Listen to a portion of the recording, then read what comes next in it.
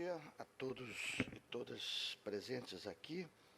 É uma alegria muito grande estar aqui. Obrigado, Rodolfo, pela apresentação tão pessoal. Uma alegria grande estar com vocês aqui. Estou numa alucinação, cheguei de viagem agora às 3 horas da manhã, passando por um final de um... Final, eu espero que seja final, de uma recuperação de uma queda boba, mas que rompeu o tendão, então eu estou todo meio com cirurgia e tudo mais, estou todo meio desequilibrado. E também um pouco nervoso, porque eu não sabia muito bem de que forma eu poderia colaborar com esse importante encontro de vocês. Sou um usuário do Wikipedia, um editor bem fraquinho, não tenho tido, infelizmente, muito, já fizemos algumas tentativas como projetos, e eu aproveito, então, para deixar um forte abraço ao querido Valério, lá da UESC, quem nos ajudou. E infelizmente, só o conheci por fotografia, porque a gente fala muito por telefone, e aí escrevi para ele dizendo assim, que alegria. Tem um por aqui. Escrevi ontem para ele assim, que bom que vamos finalmente nos conhecer. Ele fez, não, eu não vou. Aí eu fiquei muito triste, mas, enfim, acho que foi muito linda a homenagem que vocês fizeram, e eu assino embaixo e faço também a minha homenagem. Como é que eu pensei um pouco em tentar contribuir com esse dia e meio de trabalho de vocês aqui, que, na verdade, ele é um pouco reflexo de tudo que vocês vêm fazendo e mais do que tudo, uma espécie de esquentar motores para tudo mais que vem pela frente. Os tempos não são fáceis, eu acho que não precisa dizer, na apresentação inicial já foi colocado isso, estamos vivendo momentos absolutamente difíceis do mundo contemporâneo e, particularmente, para o Brasil, mas como a gente está muito acostumado a essa ideia de que a crise termina se configurando como uma grande oportunidade do renascimento das cinzas, eu tenho a impressão que esse momento contemporâneo no Brasil pode significar quem sabe, também esse renascimento e esse fortalecimento daquilo que é o central no mundo contemporâneo, no meu ponto de vista, que é o fortalecimento da democracia, que é o enfrentamento do dramático momento que estamos vivendo do ponto de vista da crise climática e, mais do que tudo, de todos os comportamentos que afetam diretamente os direitos humanos, como o racismo, a misoginia, todos os problemas, o ataque aos imigrantes. Enfim, temos muitos problemas pela frente. Eu acho que um grupo mobilizado a partir dos princípios que fazem esse movimento wikipedista no mundo inteiro, ele é bastante importante. Nós somos um grupo de pesquisa na Faculdade de Educação da UFBA, chamada Educação, Comunicação e Tecnologia, que há 30 anos atua pesquisando sobre estas questões. E eu costumo dizer, está lá no meu currículo Lattes, que eu sou professor titular e ativista da Faculdade de Educação, porque a gente não entende a produção do conhecimento dissociado de uma atuação política na sociedade. Então, a gente vem, ao longo desse tempo, se envolver. Está aqui, ó. Eu vi Rodolfo perdido com o copo, aí esqueci que tem o buraquinho aqui. Então, a gente vem atuando fortemente em escritas de trabalhos acadêmicos e também numa atuação concreta mais política. Então, dentro desse histórico, eu pensei que fosse importante recuperar um pouquinho, já fui ajudado numa das partes pela fala de Rodolfo, de alguns movimentos que foram marcantes, e vendo ainda que aqui tem bastante gente jovem, eu creio que é importante a gente sempre recuperar que essa caminhada é precedida de muitos outros colegas que já vem construindo isso ao longo de todo esse tempo. E, claro que, para essa temática, eu acho que os movimentos do Fórum Internacional do Software Livre, que aconteciam em Porto Alegre desde os anos 2000, foram movimentos absolutamente fundamentais para, eu usaria uma expressão não muito pouco acadêmica, mas para uma espécie de uma excitação da comunidade na perspectiva da abertura do conhecimento, na perspectiva da cultura livre, na perspectiva da democratização da informação. Não vou me alongar na parte específica sobre a internet, porque eu acho que Rodolfo já colocou um pouco disso, eu vou voltar mais adiante, mas que eu acho que nós não podemos esquecer de que esse processo todo dessas camadas que ele apresentou aqui trouxe para nós, um pouco mais velhos, uma esperança muito grande de que a tecnologia que foi desenvolvida, que foi aperfeiçoada pelos que nos antecederam, desde a primeira mulher da computação, a Ada Lovelace, que, por sinal, sempre tem sido bastante homenageada por esses tempos, quando surge a internet, acreditávamos que nós teríamos ali um grande potencial revolucionário na perspectiva da comunicação todos. Ou seja, éramos, nos anos 90, absolutamente encantados com aquilo que se constituiria na grande possibilidade de comunicação todos. E por isso, e isso tudo aconteceu porque aquelas primeiras descobertas e desenvolvimento foram descobertas e desenvolvimentos que não foram patenteadas, que foram descobertas e desenvolvimentos que foram colocadas à disposição da sociedade, como tem que ser com o conhecimento, como tem que ser com a ciência. Isso fez com que houvesse uma explosão horizontal da internet, e os mais velhos, como eu me lembro de ir para a televisão, para o rádio, para explicar onde estava o arroba no teclado, para explicar como podia a gente falar com a Itália, com o Japão, com qualquer outro lugar, sem pagar nada. Quer dizer, como é que pode? O telefonema daqui para ali, dentro da própria cidade, era uma fortuna, e de repente eu falava com o resto do mundo sem pagar nada. Como não pagava nada? Porque explicar que ali por detrás havia uma lógica de cooperação, uma lógica de que ninguém, entre aspas, olhava o que passava pelos bits, que aquilo era algo que, se eu recebesse um pacote, eu passava adiante, e ele ia passando e se encontrava lá no Japão, na Itália, nos Estados Unidos, seja lá onde for. Portanto, havia uma certa euforia da ocupação da internet. E o Fórum da Internet do Brasil, o Fórum o Fórum do Software Livre, o Fórum Internacional do Software Livre se constituía do grande encontro dessa malucada toda.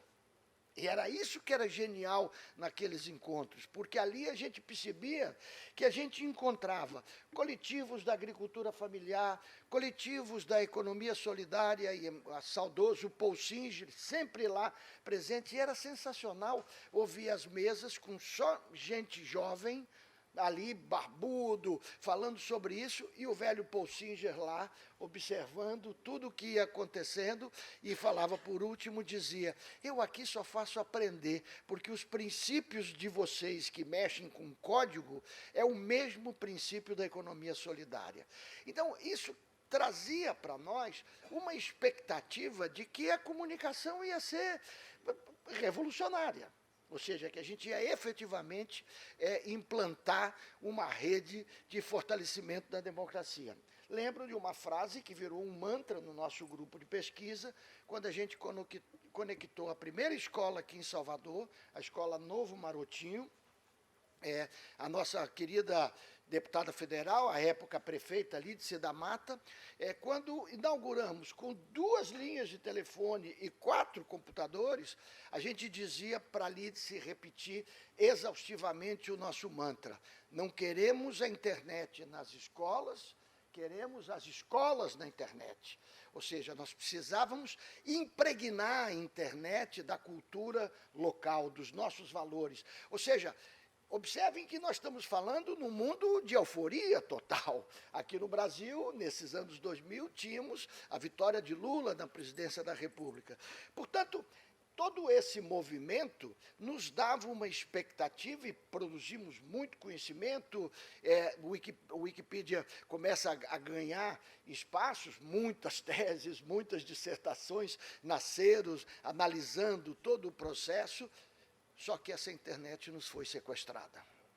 Então, esse sequestro da internet foi dramático para o mundo contemporâneo, porque ela foi sequestrada por estes grandes grupos empresariais, 5, 6, 7 grupos empresariais, centrados no Vale do Silício, hoje no Vale do Silício chinês também, no Vale do Silício americano, e com isso a gente percebeu que aquilo que Rodolfo falava, mostrando as camadas, que eu não mais tinha que explicar como é que funcionava a internet, como é que estava o arroba no teclado, mas explicar que quem está na rede social não está na internet. Então, quando você diz, eu estou na internet, não está na internet, você está numa camada que não é nada. Ou seja, você está dentro de um jardim murado que foi se aperfeiçoando cada vez mais, principalmente com os algoritmos opacos e com todo esse mecanismo de recomendação, que faz com que a gente perca totalmente a possibilidade daquilo que era o revolucionário comunicação todos, e agora nem comunicação há mais. Agora, o que temos é proliferação de desinformação. Então, o Fórum Internacional do Software Livre, ele correspondia àquele momento de euforia. Então, era um barato a gente estar em Porto Alegre com todas estas coisas.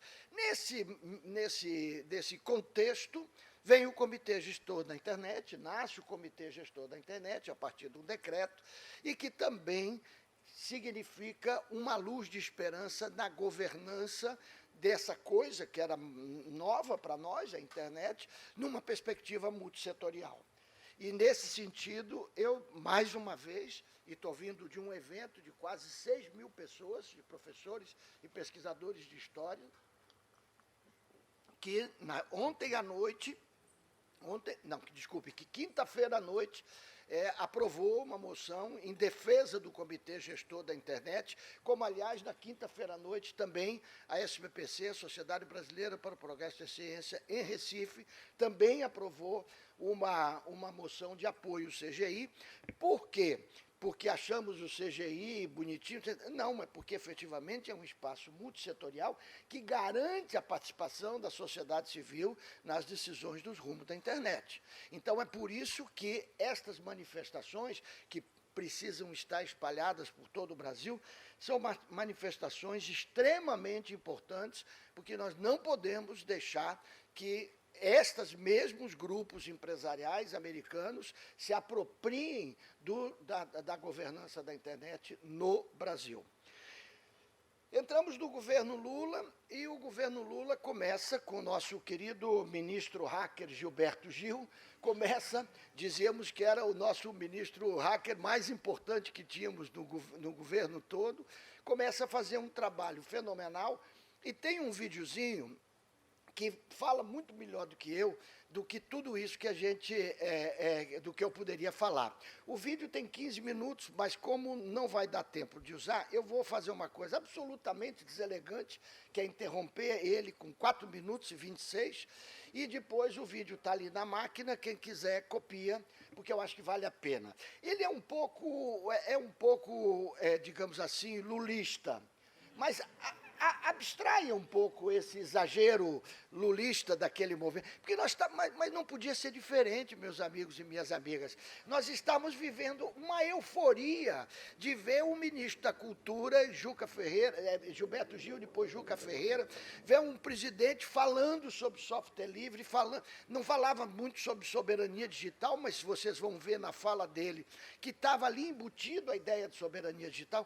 Ou seja, quando eu comecei a pensar nisso aqui, eu digo assim, cara, como esse vídeo é atual, Vamos ouvir um minutinho dele só. Como temos que ganhar tempo, enquanto vai resolvendo isso, eu continuo dizendo, então, que quando a gente observar o vídeo, vocês vão ver toda uma dimensão desse debate político que eu já introduzi, e que é muito muito bem exposto no vídeo, e não só do ponto de vista do conteúdo construído a partir da edição, mas também o formato da produção do vídeo, que ele, de certa forma, ele já aponta para aquilo que é uma característica do contemporâneo fundamental, que é a ideia da remixagem, ou seja, a ideia de eu ter licenciamento aberto dos produtos, colocar esses produtos à disposição e eles poderem ser remixados. Isso, inclusive, terminou tendo, com o apoio do CGI, a publicação de um livrinho sobre recursos educacionais abertos, que é um conceito importante e que foi coordenado por mim e pelo querido Sérgio Amadeu e que está disponível na web. Chama Recursos Educacionais Abertos, políticas, é fácil achar. Vamos lá.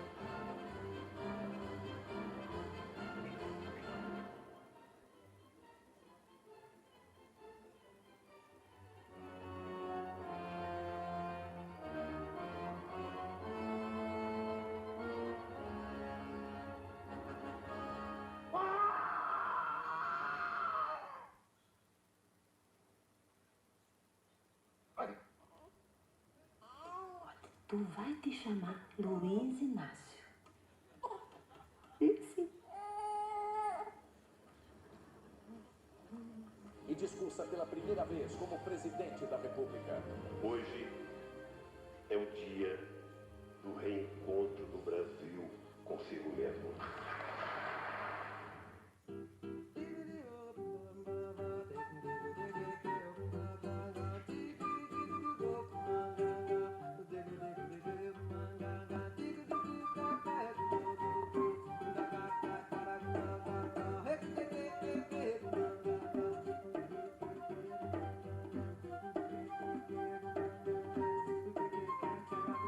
O músico vira ministro da Cultura do governo de Luiz Inácio Lula da Silva.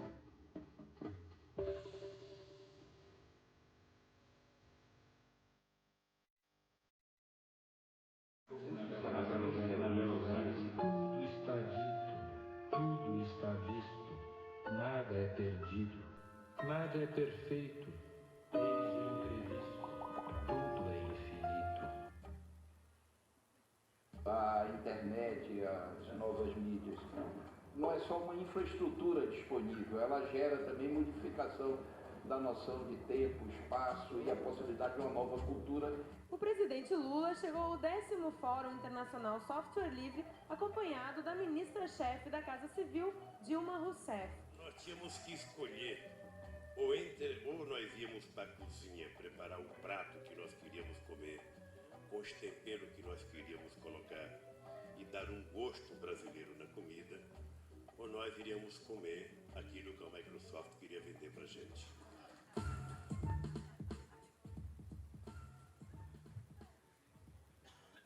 É um pecado, né? Porque, efetivamente, e daí vamos embora, porque eles vão, aí o vídeo vai tratar sobre a questão do direito autoral, sobre a questão das infraestruturas, e vale a pena ver. São 15 minutos que vale a pena ver, eu só tenho mais 9, então não posso gastar com ele, ainda quero passar mais uma coisinha. Então, vocês vejam que, do ponto de vista da própria estrutura da produção do vídeo, é trabalhado com pequenos trechos que são coletados, disponibilizados, ou seja, a ideia de que, para nós, da educação é extremamente fundamental, da remixagem como sendo uma característica do mundo contemporâneo, e, obviamente, que isso termina marcando todo o processo de criação do vídeo e todo o processo, do ponto de vista educacional, dos próprios processos educacionais, ou seja, de todas as possibilidades que tudo que está disponível possa ser antropofagicamente consumido pelos estudantes. E, obviamente, que isso terminou marcando diversas áreas do governo, e, como não podia deixar de ser, com uma enorme disputa. O exemplo mais claro disso é o debate sobre direito autoral, que durante os 8 anos do governo Lula I e Lula II, projeto de lei, proposta de governo circularam dentro do governo com mecanismos abertos de debate, rodava e morria na Casa Civil, porque não conseguia enfrentar o lobby das editoras, não era nesse momento nem tanto ainda as chamadas Big Techs. Também do ponto de vista, então, foi um tema em disputa muito fortemente. Também em disputa toda a ideia de cultura digital e de todas as plataformas para poder permitir a fruição da cultura digital a partir de soluções livres e soberanas. Falávamos pouco nisso, falávamos de soluções livres. E observem que só agora o atual Ministério da Cultura está falando, e alguém me disse que parece que já está em andamento, a criação de um player próprio para a cultura. O que é óbvio, porque não tem sentido todas as universidades, todas as atividades públicas veicularem suas transmissões monetizando uma empresa americana chamada Google, chamada Alphabet. Então, a gente vai naturalizando esses processos de utilização dessa infraestrutura como se fosse absolutamente normal. E esse é um enfrentamento que é um enfrentamento cada dia mais presente. Aliás, vendo só esse pequeno trecho desse vídeo, e quem leu os jornais hoje de manhã, já parece que esse vídeo foi feito hoje mesmo, né? Parece que o vídeo é de um tema de hoje que nós estamos trabalhando. E aí, então, entramos na outro ponto em disputa, que foi extremamente importante e extremamente bem sucedido, mas, infelizmente, não levado à frente, que é o que seria o primeiro exemplo de bens públicos digitais nosso, que é o portal do software público. Então, o portal de software público desempenhou e ainda desempenha um papel significativo na possibilidade de construir a chamada soberania digital do país. Tivemos agora, há 3 semanas, 2 eventos online celebrando os 20 anos do portal de software público. São vários softwares que estão disponíveis com código aberto, com licenciamento livre, para que possam ser usados por prefeituras, por Estado, para a gestão de diversas coisas, entre elas a educação. E, no entanto, e isso fica só como uma nota de peripágina, o que nós estamos vendo, e essas são as pesquisas mais recentes que nós estamos fazendo no nosso grupo, é uma verdadeira colonização digital da educação pública brasileira a partir das chamadas Big Techs. E isso absolutamente possibilitado pela chegada daquele vírusinhos da pandemia, o SARS-CoV-19. Ou seja, quando a pandemia chegou, as universidades públicas e a Secretaria o sistema público de educação, lamentavelmente desassistido do ponto de vista de tecnologia, teve que cair no engodo das Big Techs, que propuseram a oferta tudo de graça, e depois esse de graça foi todo embora. Então, vejam que, com isso, eu espero provocar vocês um pouco nessa perspectiva do fortalecimento desses bens públicos digitais. E são várias as iniciativas que vão acontecendo em paralelo, sem dúvida nenhuma. A mais significativa de todas, pela sua amplitude, é a experiência da Wikipedia, e que a gente precisa fortalecer. Então, eu queria, para encerrar, nesses 4 minutinhos finais, trazer outro exemplo de um projeto que nós temos, somente para mostrar também um pouco esse exercício de remixagem, de produção de cultura, de conhecimento a partir de uma perspectiva livre, que é um projeto chamado Memória da Educação na Bahia, e aqui uma notinha de pé de página. Como foi difícil e não conseguimos, e mais uma vez agradeço a Valério, conseguir fazer os verbetes dos nossos entrevistados no Memória da Educação na Bahia, porque realmente é necessário conhecer para fazer essas edições, a introdução, e seguramente essa presença minha aqui vai ser um pedido de auxílio para que a gente possa avançar também nessa construção parceira. Então, nós gravamos depoimentos com educadores baianos, grandes depoimentos, licenciado de forma livre, para que isso possa ser remixado. Eu queria mostrar um exemplozinho, e que ele é um exemplo dessa remixagem, mas, mais do que tudo, é um exemplo de conteúdo trazido pela querida e saudosa Macota Valdina, professora, líder espiritual, mãe de santo, sobre algo que é fundamental, sobre o conhecimento e o saber. Por favor. Que a gente passa a saber, a conhecer, a gente tem que se esvaziar para se encher e tornar-se esvaziar. Porque se a gente ficar cheio, não cabe mais nada. Então a gente tem que passar adiante para se encher e vai. Eu penso assim. E esse ditado, o saber morre com o seu dono, tem que saber. Saber que morre com o dono não é saber. O saber, a gente tem que deixar aqui em cima para alguém pegar esse saber, aumentar esse saber e levar mais adiante. Porque quando a gente vê não sabe nada, alguém passa para a gente. O que é que vai morrer na gente, se esgotar na gente? Conhecer o passado. Viver o presente. Então, construir o futuro. É uma pena vocês não verem essa mulher maravilhosa, essa negra fantástica que perdemos aqui na Bahia, mas essa é a ideia, quer dizer, o saber é algo que precisa não morrer com a gente, mas passar.